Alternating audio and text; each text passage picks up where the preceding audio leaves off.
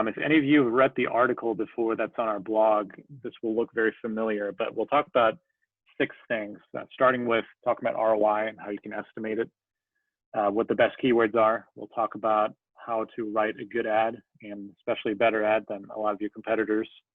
We'll talk about what makes a good landing page, and we'll talk about conversion tracking, why white paper downloads are not conversions, and lastly, what you should be optimizing as you get your campaign up and running. And like Matt said, we'll do a Q&A at the end, but if there are any questions out there that you have in between. All right, let's start with this. How do I estimate ROI? Because this is a really good starting place for many of you, especially if you're selling low-cost products, which is probably not the case for most of you. But if you're planning or thinking about selling low-cost products in Google Ads, you're gonna have a pretty hard time, especially if the search is competitive. So you're seeing a lot, very high cost per click.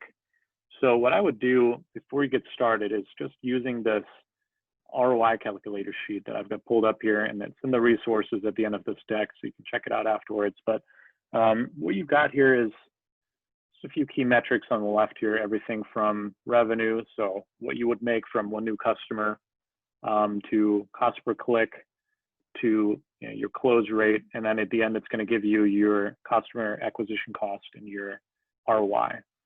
And what you can do is just plug in your numbers and play around with a few different scenarios. What I like to do is just kind of assume a worst case and a best case, just so as I'm running the campaign, I have in my mind the numbers that I know I need to hit for the campaign to be profitable.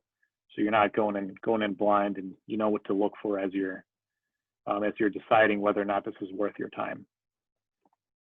Anything to add there, Matt? No, I think you covered that pretty well. I think one thing to add when you're thinking about doing Google Ads, think about the value of a customer for you. Like, what is a customer worth to you in that year that you're running that ad in? And that'll help guide you through what you're willing to pay on Google Ads to potentially acquire that customer. Because obviously, if a customer is paying you $75,000 a year for your industrial product, that means you're willing to pay a lot more to acquire that customer than you would be if your industrial product was $5,000. So make sure you keep in mind how much a customer is worth to you as you kind of get started running these Google Ads.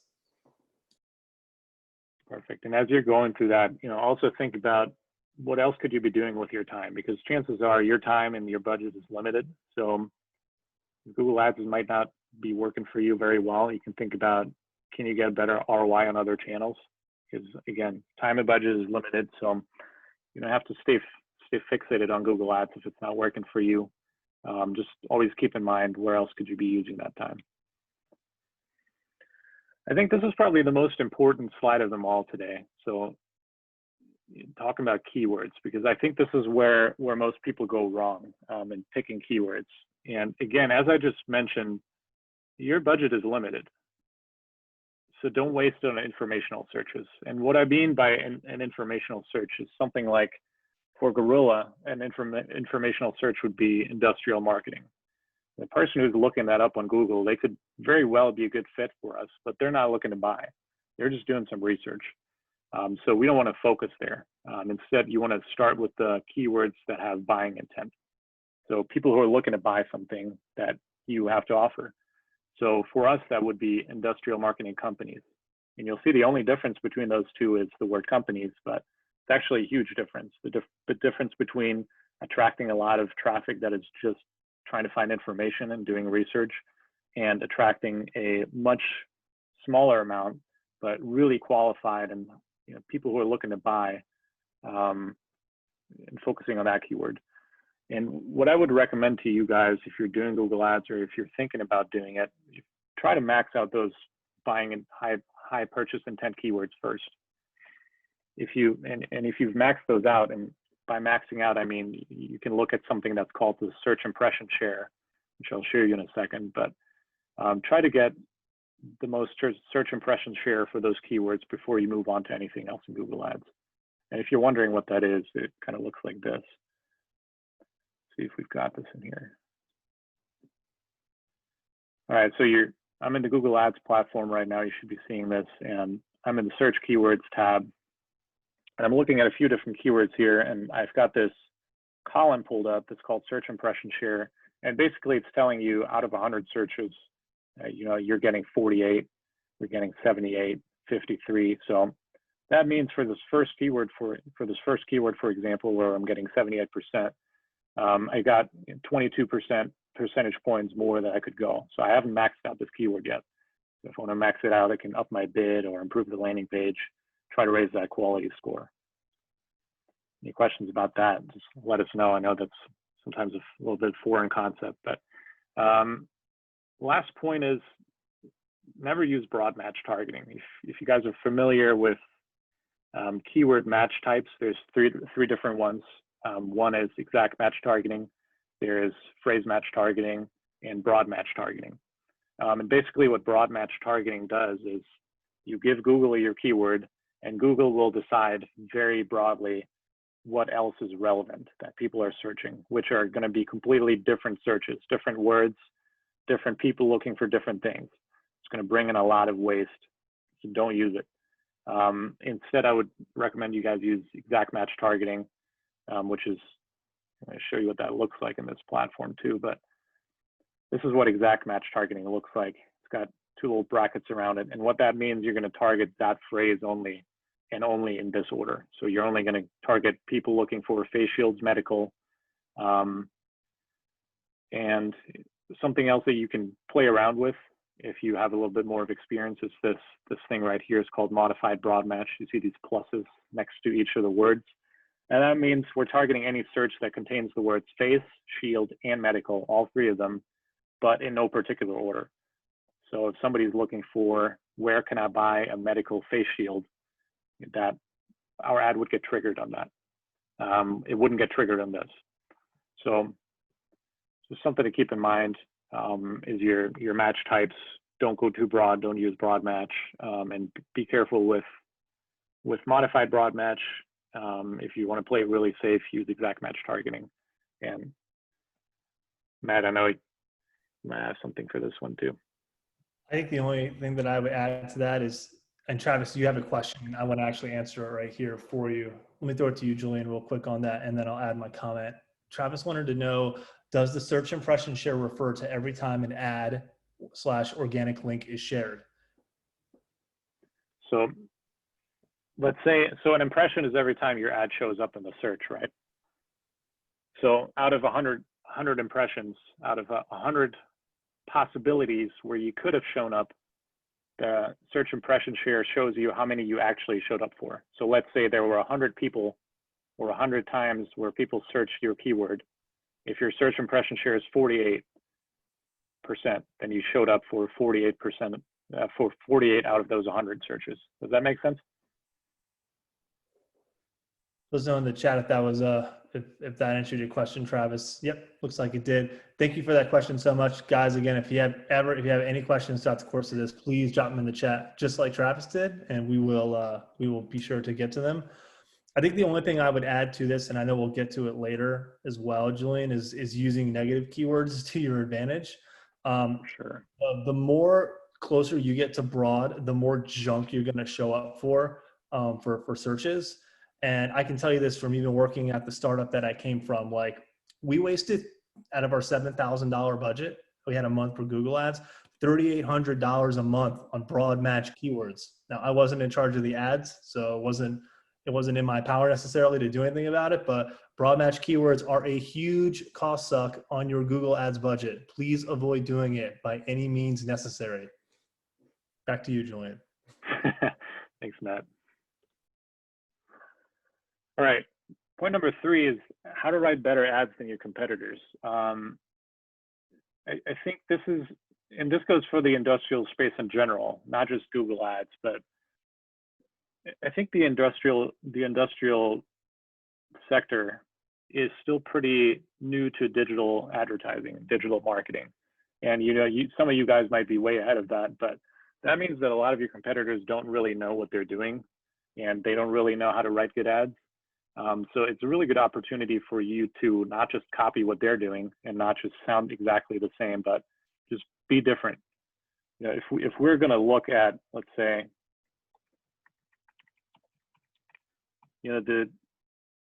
informational search let's not use the informational search. But let's look for a search that we would go after. Sorry, go ahead. The difference between, for the audience, like informational versus navigational versus transactional searches, which when you say informational, that's what you're referring to?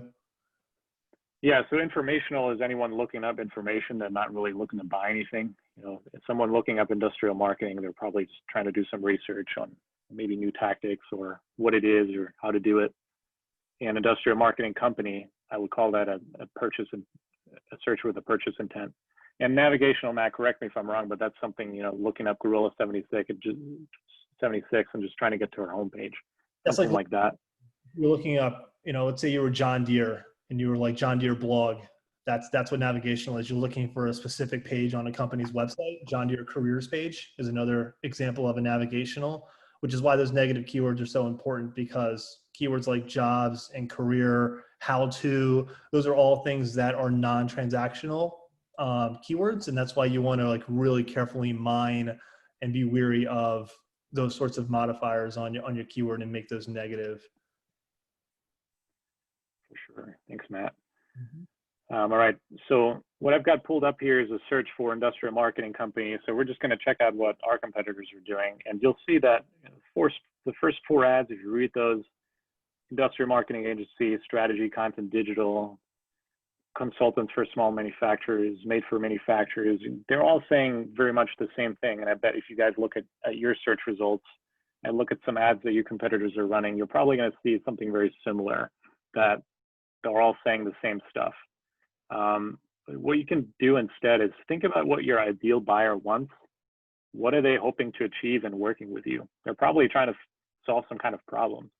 They're trying to achieve something. They're trying to hit some kind of goal or some kind of metric. And think about who those people are you're trying to work with and what do they want? What do you help them get? Talk about that in your ad. Obviously, you still want to make sure that you are relevant to Google. You know, you want to put the keyword in there, and you want to keep an eye on your quality score and make sure Google deems your ad relevant. But you can do that while still being different and speaking to your ideal buyers. Also, on that note, as you're speaking to your ideal buyers, and you might even be dropping job titles, you can say in your ad, designed for project engineers, or we work exclusively with project engineers. That's probably too long, but take it with a grain of salt. But you're also going to weed out a lot of unqualified traffic, because people who are not project engineers, they're not going to click on that. Some might because they don't read it, but you get the idea. You're going to weed out some unqualified traffic and save some money on spending money on the wrong people.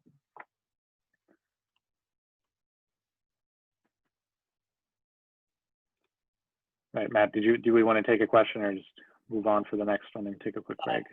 Sean had a question on quality score, and I know we have that here. Do you want to jump into that right now a little bit? Yeah, sure. So let's see. So probably going to butcher your name, Prashant, but you said, can you talk about quality score and what to do when Google doesn't run your ads because the quality score is too low? Matt, you want to take this one? Sure, I can take some of it. You can definitely piggyback off of it for me if I miss anything. So quality score is going to be based on the quality of your landing page, basically. So think about when you're running an ad and you're targeting a keyword, and whether that keyword is actually present on the landing page that you're bringing someone to. And basically, the more relevant that landing page is to the keyword that you're targeting, the higher your quality score is going to be. So the best practice for doing any sort, and we're going to get into landing page best practices with this, but whenever you are doing a landing page for Google Ads, you're going to want to put your headline with your subheadline and your big value proposition next to a form, because you want people to respond to this advertisement directly. You want them to request a quote, you want them to request a demo or book a call or something of that sort.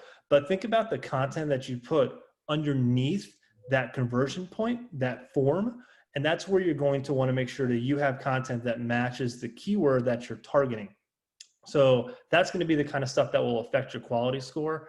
I'll say one thing about quality score too. Quality score, the better your quality score is, the cheaper you'll pay for an ad. And that's something that you can take to the bank. Google Google factors in your quality score with how much you bid. And basically that's sort of the formula they use to decide whether you rank 1, 2, 3 or not at all for an ad. If you're going to target your competitors, so if you have a competitor and you want to target that keyword, you will always have a low quality score, and hence you will always pay more for that click. And that's just something to know going in. If you only compete with a couple of people in your space, it's probably worth it going after your competitors. I will say from my experience, both at Binzel and also just watching what we did at Gravy, the startup I worked at, you're not going to convert very highly on your competitors' keywords. You're going to find yourself converting more on those high intent keywords that Julian was talking about, or even competing for your branded keywords. Like if you notice, if you ever ran your company's name as a Google search, because you have to, because your competitors are also competing against your company name, your branded quality score is always going to be like an 8 or a 9. And then some of these keywords here, like face shield medical or medical PPE, you'll probably be like a 6 or a 7. Don't fret if your quality score is like a 5 or a 6. That's actually a good score and not something that you should be trying to optimize to get up to 7 or 8. I would be thinking much more about your bidding strategies and maybe tightening up your keyword list at that point. I would be panicking about your quality score if you were targeting a non-branded keyword. And so like if you were going for a keyword other than your competitors and your quality score is like a 1 or a 2, then I would be looking at your landing page quality at that point. So I hope that answers your question, Prashant. Yep. And Julian, if you have anything to add there, please chime in. Yeah, just a couple of things. So like Matt said, landing page experience is a huge part of the quality score. Two other things are, you can pull up these metrics in your Google Ads account. If you're running one, you can check out what is your quality score. So I can see for this keyword, we got 8 out of 10. This one, not so good, 5 out of 10. And Google will tell me exactly what's wrong. So there are just different factors to how the quality score is made up. Like Matt said, the landing page experience. Ad relevance is one other one. So how relevant is your ad for the search that someone is conducting? So for example, if you write an ad that talks about B2C marketing and you target B2B keywords, then your ad relevance is probably going to be pretty low. And then one thing is expected click-through rate. I'm not actually sure how Google calculates that, but you can check out these metrics. If you have a low quality score, you can troubleshoot. You can figure out why. You know, for this 5 out of 10, we see, all right, my landing page experience is below average, so probably would have had to work on this. This campaign isn't running anymore, but my expected click-through rate is average, so I probably need to think about which keywords I'm targeting or how I'm writing my ad. My ad relevance is above average, so I'm very good in that department.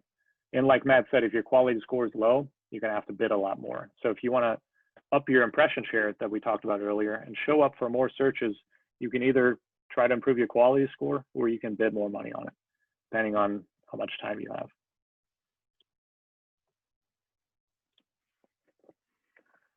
Right, let's go to number 4. What makes a good landing page? Matt already touched on that a little bit, but one thing from my experience is I used to Google what makes a good landing page or landing page best practices, landing page examples, and try to find what other people are doing. But what I've come to realize is that most things that you're going to find is probably going to be designed for the software industry and the SaaS space. And aside from that, no one is going to be able to guess or give you a perfect template that's going to be able to sell your product, because your product is unique and nobody's going to be able to create a perfect landing page for your product without knowing it. So instead of Googling that, I would try to communicate 3 things at least. And I stole this from Dave Gerhardt. If any of you guys follow him, I don't follow him yet, I strongly encourage you. He's got some great marketing insights, and he talks about 3 things that you always want to make sure to communicate. Who's it for? What does it do? And what does it do? Don't just talk about features. Don't just list, you know, it goes this fast, it costs this much. Also talk about what it helps people accomplish, which we touched on earlier a little bit. And lastly, how is it different? And don't say you're better or faster or cheaper. Actually say how you're different. Look at your competitors, see how they're talking about their products, and don't say the same thing. Something else that you can do is actually go talk to your sales team. or call up customers if you have the time and you have some good connections there. And just for the particular product that you're trying to sell or service, try to find out, what do buyers want to know? What kind of questions do your sales reps get on the phone? What kind of objections do people have? What kind of alternatives are they considering? What competitors are they thinking of buying from? And then you take all of this stuff that you learn and you put that on your landing page, because and essentially you're trying to sell to humans. It's not any different than a sales conversation. People have the same questions and they want to know the same things and they want to achieve the same thing. So put those things on your landing page and work with a designer to structure it nicely and make it easy to consume. But that's where I would start, not with looking at examples. Some other things that you should probably make sure to put on your landing page are things like social proof. Matt had a really good example the other day about emails that I'll let him share in a second. Think about adding guarantees, money back or whatever it might be for you. Add spec sheets if you have them. List your certifications if you have any, and things like that. As you talk to your sales team and customers, you'll probably figure out what some of those are. Matt, you want to talk about the email idea? Yeah, for sure. So I got one other thing to say about a good landing page. If you're going to have your page and just run Google ads on it, I would highly recommend, if you have the time and you have the page design skills, to create a dedicated landing page just for your Google ad, instead of trying to send everyone to your product page or like your RFQ page. Think about making like your own dedicated page just for the Google ad. And there's a couple reasons why I would consider that. One is, you don't really care if Google indexes that page or not, because you're just sending paid traffic there. So your page has no SEO value whatsoever. It's just there to convert. So you might as well just design it to convert and not really care what other traffic you get to the page. The other reason is it isolates the analytics for you. So when you go look into that page, so when you go look in that page's analytics, you can see exactly what people were doing on that page and not have to worry about sifting through, well, was that direct traffic or organic traffic or whatever. And so you'll have isolated analytics. The social proof. So this is a really good hack for anybody who wants to get social proof for their company. I know getting testimonials can be really, really hard, but one thing that I have done and I know works is go find emails from your customers who email maybe your sales guy or your customer service guy or your product manager or engineer, saying how much they like this product or how well it's working for them, whether you have it in like demo or they just bought it and it's like a week later. Take a little screenshot of that, redact out their email in case they don't want their name up there. Then just use that as your social proof and put that up there and say, this is what our customers say about our product. And then you have like endless amount of social proof for your landing page to show people that, your product is good and people enjoy using it. The other things you can use are, if you have a Facebook page and people leave your company reviews on Facebook and they mention a certain product or your service. Google reviews is another one. Let's say you have some sort of traction on Twitter, which I know isn't really a big thing in the industrial industry, but if you do, that's another one as well. But really going through your emails from customers and finding ones where they talk about how much they like your product is a really great and easy way to put social proof up on your website without having to go through the hassle of getting testimonials. If you have them, great, use them, but email is definitely a good, quick way to do it. Awesome. One last thing I have to add here is make it easy to take the next step. It's pretty straightforward. Just make it easy for people to reach out. Don't have 20 form fields that ask for their address when you don't really need it. If there's a specific process that you follow with RFQs or anything like that, let people know what the process is so they know what to expect. Like I said, just make it easy. Yeah. And put that form up top on that page. It should be the first thing that they see. Like, don't make them scroll down to find out like, hey, book a demo or book a call or get a request for quote. Like, that needs to be the first thing that your client, your prospect sees when they go to your Google Ads landing page. And then all of your sales copy and all that other stuff is under it. like instantaneous. This is a transactional thing that you're going for here. So don't make it any harder than it has to be, as Julian said. All right, number 5, white paper downloads are not conversions. What I mean by that is when you set up conversions in Google Ads, and if you're wondering what that looks like, if you've never seen it, then you should think about checking it out, because it's pretty crucial to optimizing your campaign. What you can do is just type up in that search bar, just look for conversions, and you can set them up in here. I'm not going to walk you through how to set one up, but if you haven't yet, there's lots of tutorials out there on how to do this. But basically what a conversion is, most of the time it's someone filling out a form or making a phone call. So they're reaching out to you in some form.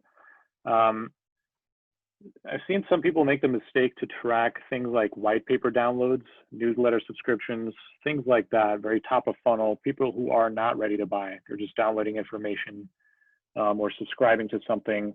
I've seen people track that as conversions, and I would not encourage you to do that, because what's going to happen is you're going to optimize for the wrong outcome. Instead, what you should be tracking are bottom of funnel conversions, and it's things like an RFQ form, a contact form, an audit request, a demo request. Things where it's very likely that that person who's reaching out or filling out that form, they're probably going to become an opportunity for you, and you want more of those. So that's what you should be tracking, and that's what you should be optimizing your campaign for.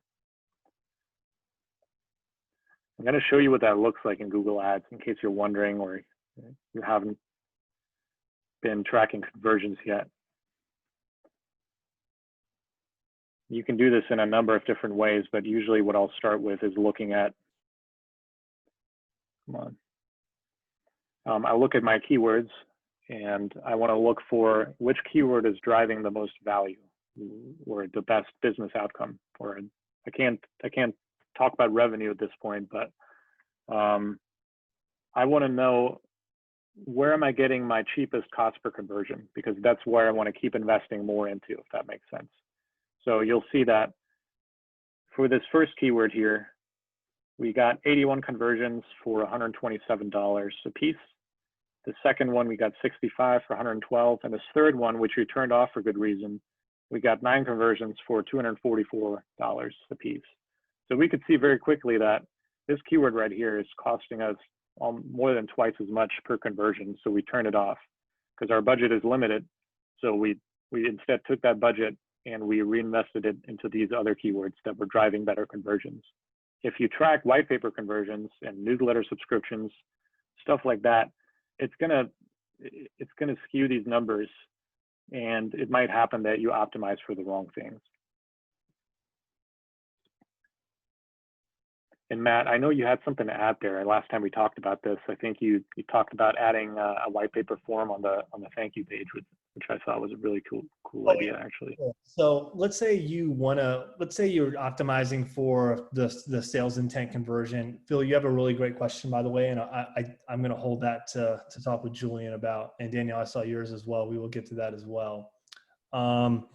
Yeah, if you really want to make sure and leave your prospect with a good piece, with like a piece of content after they, fill out that RFQ or that audit request, take that white paper that maybe you have and just put it on the thank you page. So that way, if you have your analytics set up correctly, and I know not everyone does, but let's say you have something like HubSpot, you can get the sales intent conversion, which is what you wanted in the first place, and then still leave them with a piece of content for them to download and take with them on their way out. So take that white paper that you want them to download that you shouldn't use for Google Ads and just put that on the thank you page.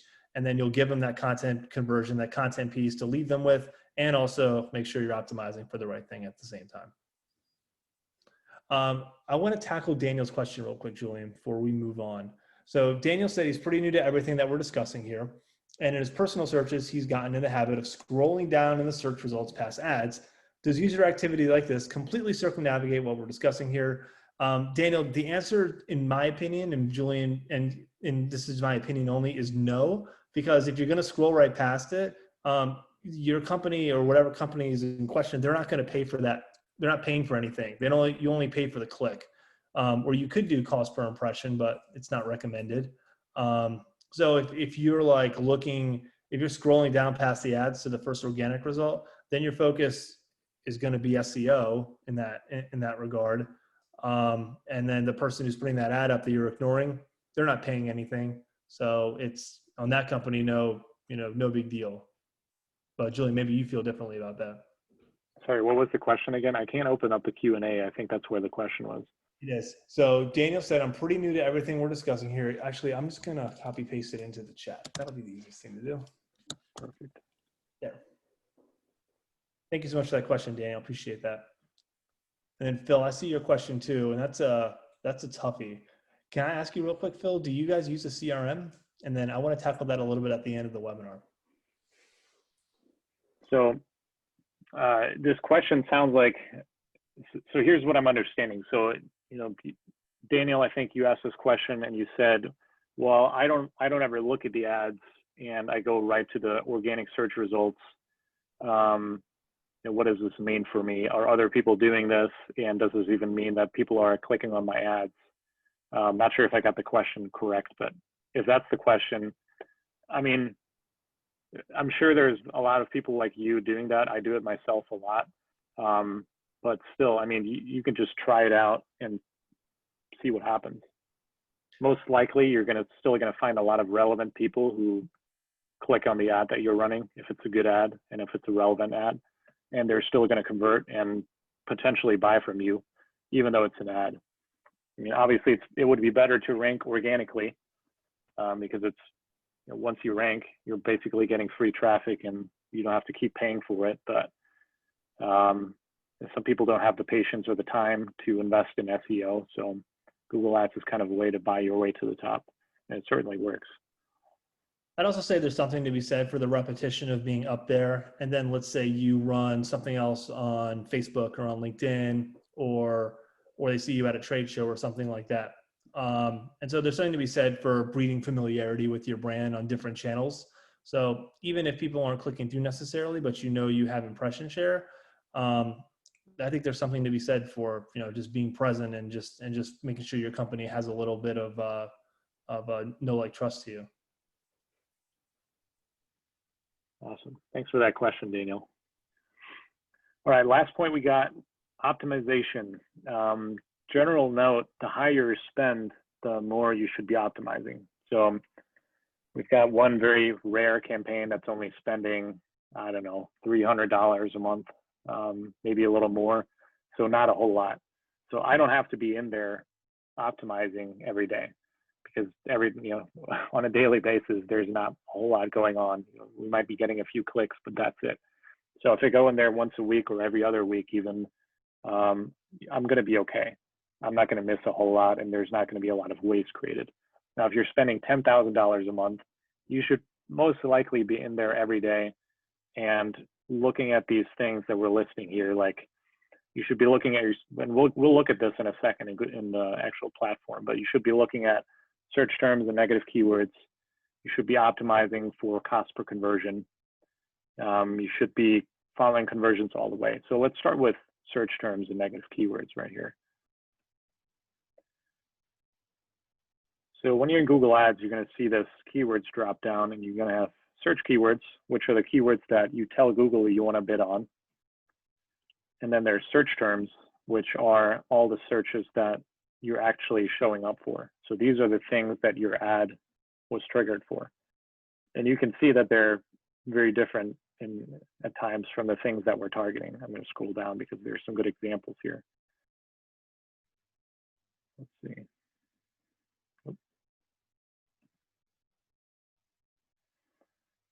All right, so you're seeing a lot of different search terms here, and you can tell, well, this one, for example, medical face shield Walmart, we got 11 clicks for it. We spent. There's a negative keyword for you, Walmart. What's that? There's a negative keyword. Yeah, we spent 15 bucks on it.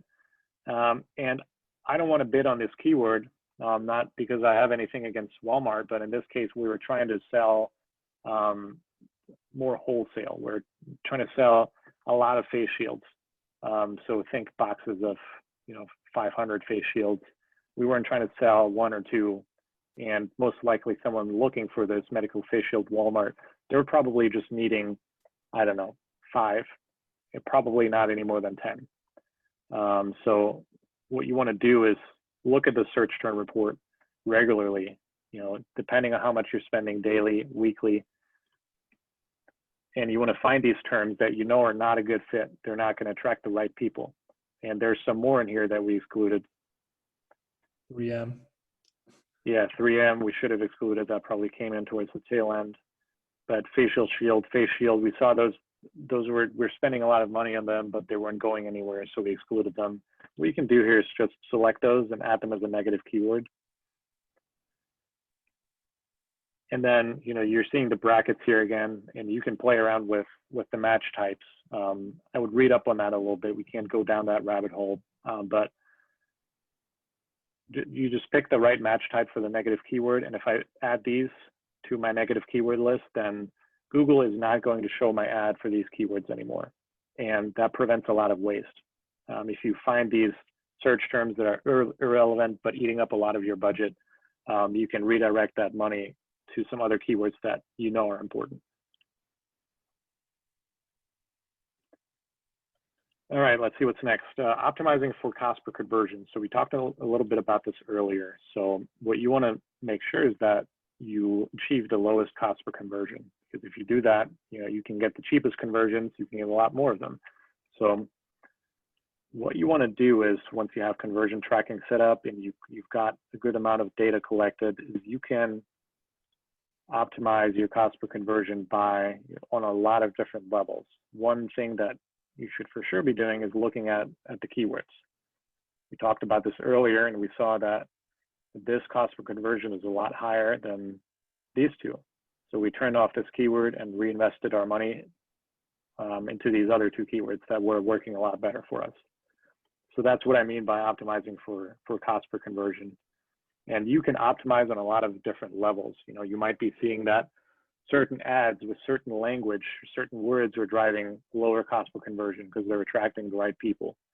You might be finding that certain locations or certain devices or certain times of the day are getting better cost per conversion. For this campaign that we were just looking at, for example, we saw that between like 11 p.m. and 7 a.m., we were spending a lot of money, but we got maybe 1 or 2 conversions, and the cost per conversion was astronomical. So we just turned off the ads at night, saved $500 a day, and reinvested it into the daytime. So it's things like that where you're going to need a little more data on those things. So don't make those decisions based on $500 spent. You need a little more data to make those decisions well. But once you have a good amount of data, you can do a lot of optimizations to lower your cost per conversion and get the most bang for your buck. And this last one, I don't know, Matt, you want to talk about this one? I think you really captured this last time we talked about this. Yeah, for sure. I got one other thing to add on the optimize. The more exacting you are with your match type, the less you usually will pay for a conversion. So there's no mistake when you were on. Can you go back to that keyword thing, the keyword list? Yeah, for sure. Like there's no coincidence that modified broad match face shield mask is $15 more per conversion than exact match face shields medical, because when you're in there nice and tight, you're going to pay less for that conversion, as opposed to when you the more you broaden your keywords out, you usually will appear for more stuff, hence you'll pay for more stuff, and hence it'll become more expensive to convert. So just one thing to keep in mind as you're coming up with your keyword list, and we'll get to that on kind of lasting takeaways. Go back to the slide real quick, Julian. So on the conversions all the way, one thing you guys want to make super crystal clear that you guys do, have a really tight handoff to your sales team. Like when you guys are getting a high intent conversion, like an RFQ or a demo request from a Google ad, that person is going to expect to hear from you post haste, like as soon as humanly possible. So make sure you have a documented, well-practiced, completely understood system in place for how that handoff is going to go once you get that conversion from your Google ad. This is a great time if you have someone who's inside, if you have inside sales or a customer service rep inside who's able to handle it. I know not every company out there has an internal sales staff in the industrial space. Some do, some don't. but this is definitely the time to have a really tight handoff to your salesperson, preferably inside somewhere you can meet with once a month, or maybe once or twice a month, to go over these conversions and what's going on with them.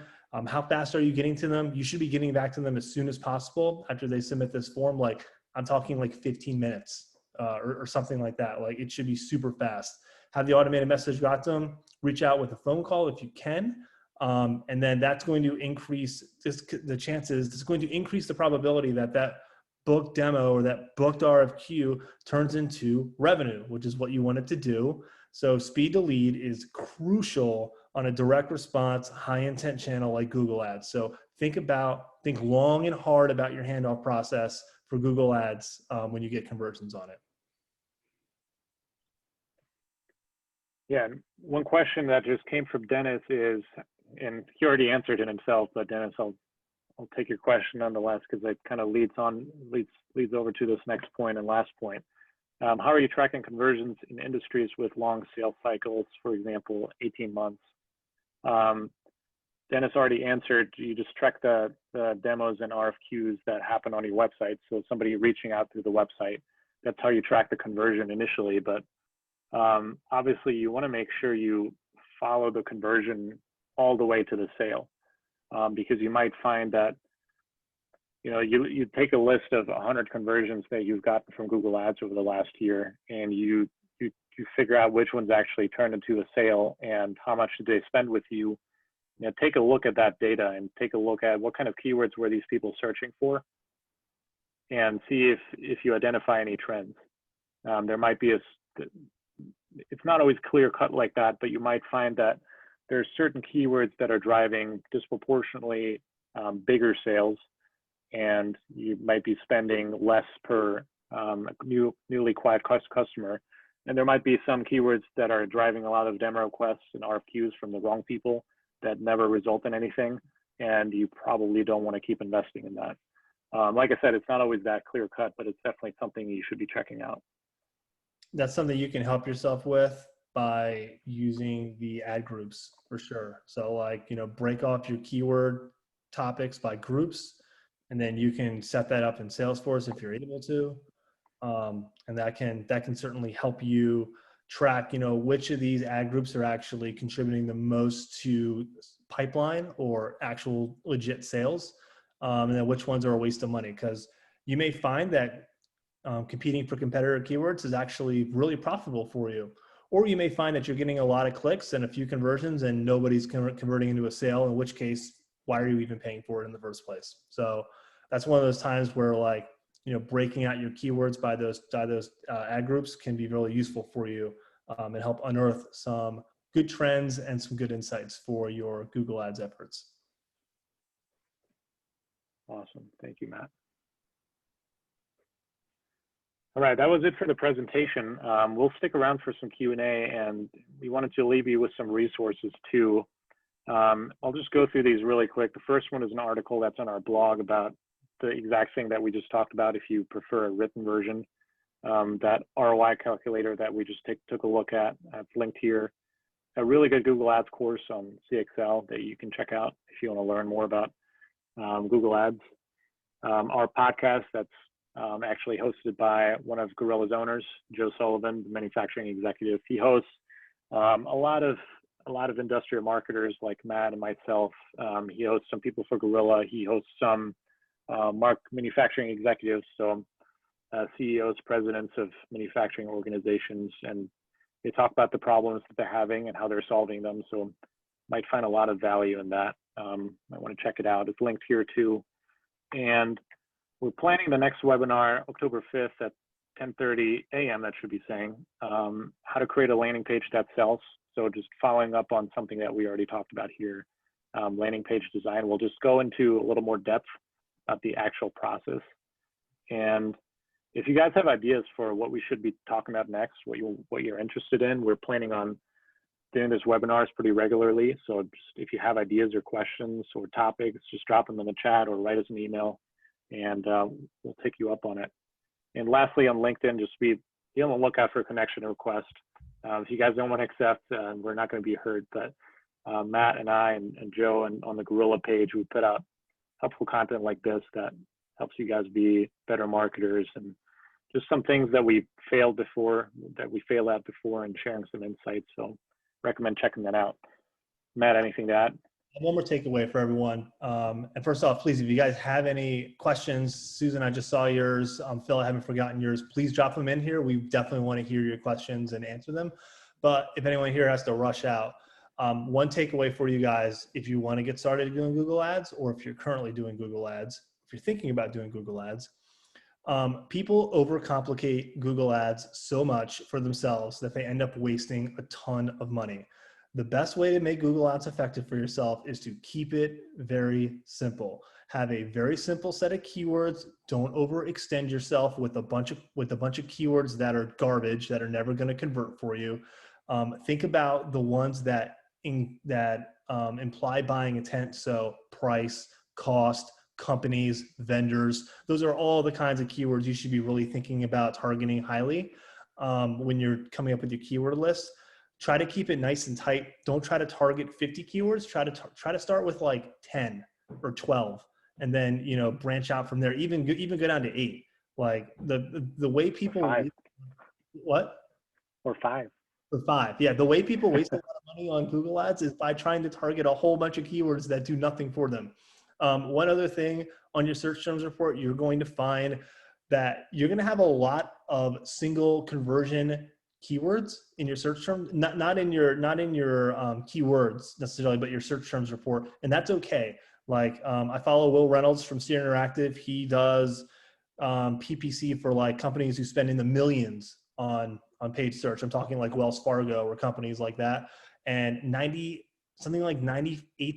of those converted keywords are single impression keywords. So that keyword appears once, and then they click once and they convert on it. So that doesn't mean you're doing anything wrong. That's actually very common. I see what Julian has here, and he's actually, I mean, this is actually really good stuff that you guys have been able to do, again, because you're keeping it simple. But you're going to find a lot of keywords are going to be single conversion keywords. But again, keep it simple. Don't overcomplicate it. Don't make it harder for yourself than it already is. It's a big confusing platform with a really simple execution. All right, questions. Phil, I want to get to your question because it was so interesting to me, and I've actually never used Dynamics before. So I'm not sure if I can answer this for you, but any advice on tracking conversions at a company where bottom funnel interactions don't take place online? Some of us are pretty old school, have pretty old school sales forces. Well, I definitely had an old school sales force as well, and can speak a little bit to this. If I were running the ads, I would just be having every single conversion that happened on Google Ads, I would want to get notified about it. So I would set up an automated notification, whether that's in HubSpot or whatever it is you're using for your marketing CRM. I know Dynamics is more of a sales CRM. So every time I got it, I would go check it. And then I would make sure that, usually I would set this up in Salesforce or via HubSpot and just have, say, all right, Google Ads lead. And then I have the campaign set up in Salesforce to track it on that level as well. So I would try to set up, if you can, some kind of automation to just signify that lead is it is from Google Ads or from paid advertising or on whatever level, however granular you want to get with it. And then it goes back to your sales handoff, like have that airtight. Maybe before it goes back to your old school sales staff, maybe you have an internal person in customer service or like an inside salesperson, or maybe someone in your product department, or maybe even you can handle it yourself, who can just take care of the follow-up with that lead, just to make sure that they're actually in a sales cycle, in a buying mode. And then you can hand it off at that point to your sales guy, put the notes in Dynamics, make sure you have that field filled. You can make that field mandatory if you can. I would talk to your systems administrator about that, or your CRM admin if you have one. That way you can make sure you're tracking, like, is this from distribution? Is this from Google Ads? Is this from a trade show? Is this just a cold call or a cold visit? So those are the kind of things I would think about if I wanted to try to track that more effectively. I'm not saying that's going to, work magic for you. It's not going to be something you'll solve overnight. It'll be something that you'll probably do and find you'll have to iterate a little bit. But that's probably where I would start if I were you and having that challenge. course, no problem, Phil. Appreciate that. So Susan had a great question about advertising on YouTube. So any ideas on advertising on YouTube? I have thoughts on this. Do you, Julian? You take it, Okay. go for it. Advertising on YouTube is, again, something that looks complex, but actually is, to my opinion, fairly easy. Susan, can you say in the comments if you've ever actually advertised on YouTube?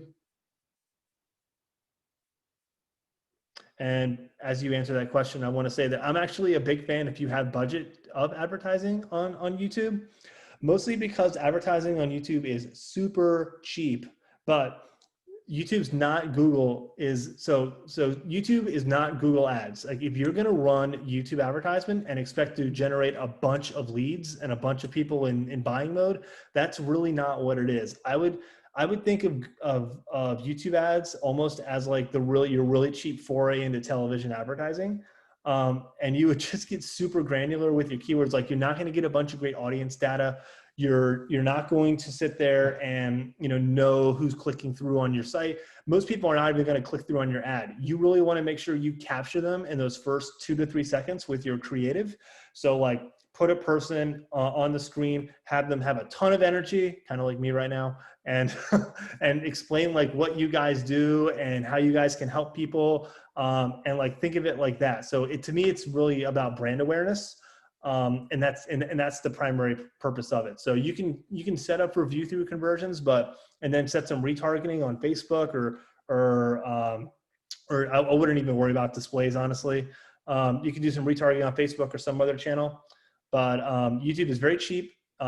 You only pay when they view like 100% of your video. So when you watch a YouTube video and you watch that 6-second preview and then it says skip ad, you actually never pay for that.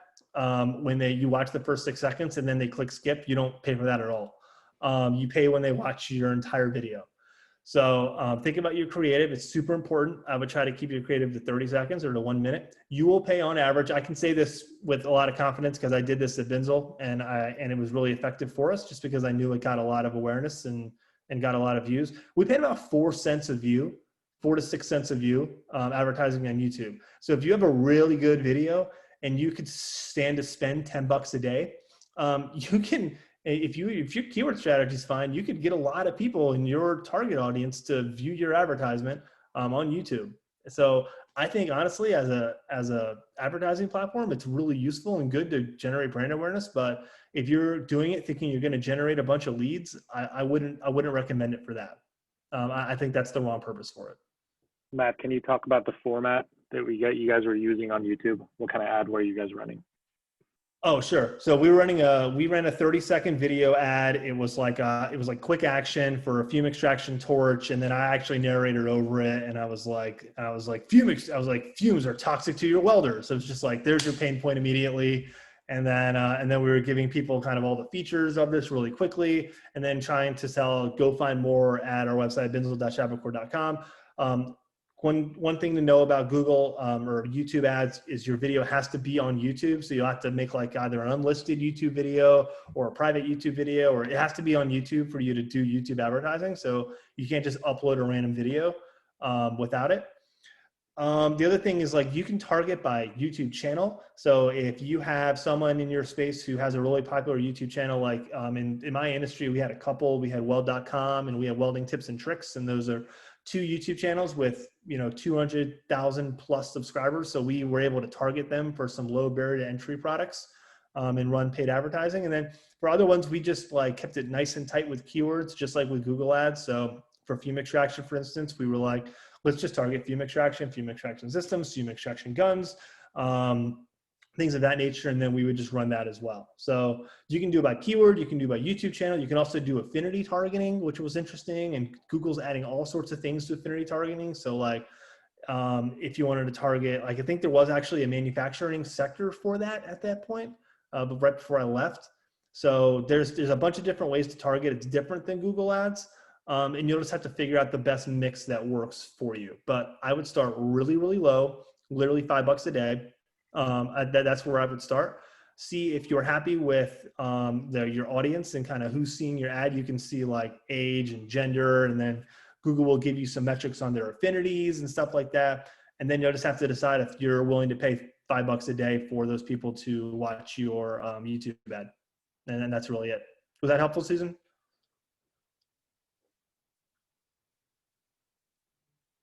Great, cool.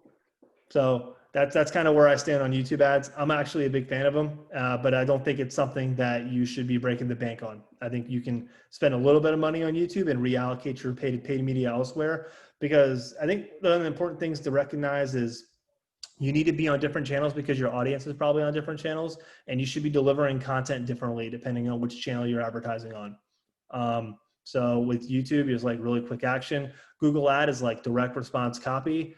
Facebook and LinkedIn, it's more like awareness channels. So you want like pattern interruption. You want, if you're going to do blogs, you want to do like short form content, and you want to make sure they read your 800 to 1,000 word blog post, or they watch 50% of your 90-second video. Julian's smiling because he knows exactly where I'm getting this info from. No, but I'm smiling because I love the rabbit hole that you're going down. I'm that, enjoying it. Keep going. I think about paid media. So I mean, if you guys ever want to pick my brain on it, that's definitely how I think about it and want to execute on it. Any other questions for you guys? Please don't be bashful. I'm willing to answer anything, and Julian is too, I'm sure. Anything and everything I think I can answer, I'll answer. Matt is warmed up, guys. Please. We've got 28 people left. If you guys have questions, shoot them out. I know we have a stop at 4 technically, but we can stick around a little longer if you guys have questions, or if there's anything you wanted to talk about without really any question, that's fine too. Yep.